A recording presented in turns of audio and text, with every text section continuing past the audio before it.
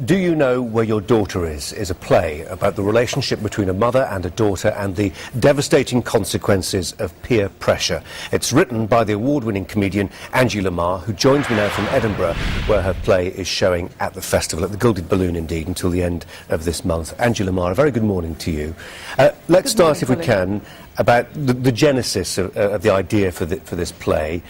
You were hosting a radio phone-in show. Tell us what happened. That's right.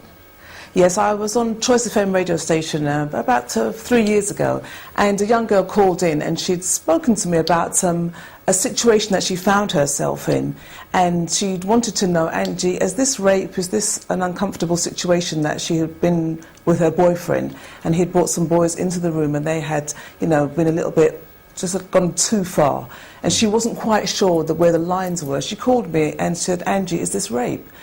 And I remember thinking about it and going home and saying to myself, you know what, there is a mother out there who doesn't know her daughter's called me to question me about a situation that she'd been in. And then it made me feel like, well, does she know where her daughter is? And then I went away and wrote this play, Do You Know Where Your Daughter Is? Because I wanted to just say to mothers out there, fathers out there, you know, our children, our young girls are experiencing, are getting themselves in situations that they need us to kind of be watching and looking out for them, and maybe they feel they can't come to us. So that's what inspired the play. I suppose there's an argument that runs like this, Angie, that there are young people in Britain today, and your play shines a light into a dark corner of their lives, who need more help, who need to have more conversations with their parents, who need to have better relationships with their parents.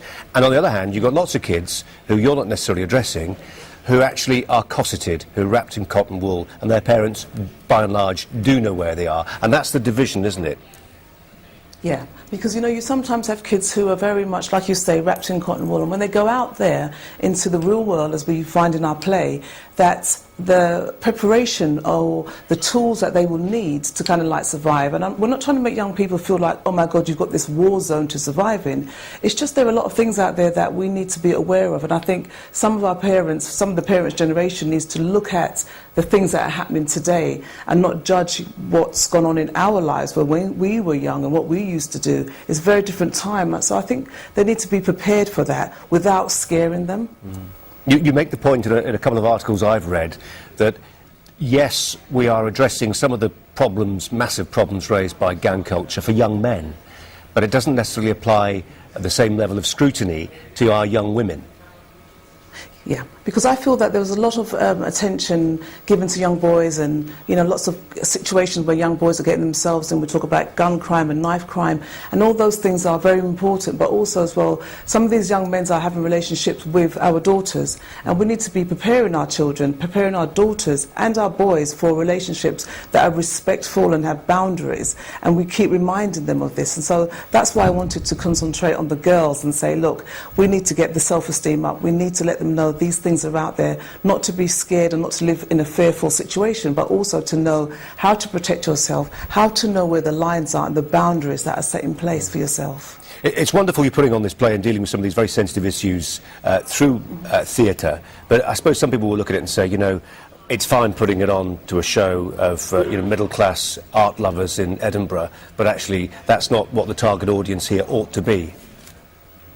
Well, this is the 4th year of Do You Know Where Your Daughter Is? You know, it's been running for a long time, and we go to schools, we go to college, we have variations of the play adapting it for young schools and, you know, bringing it up a little bit stronger for colleges. And in Edinburgh, it's actually quite strong, you know, very hard hitting.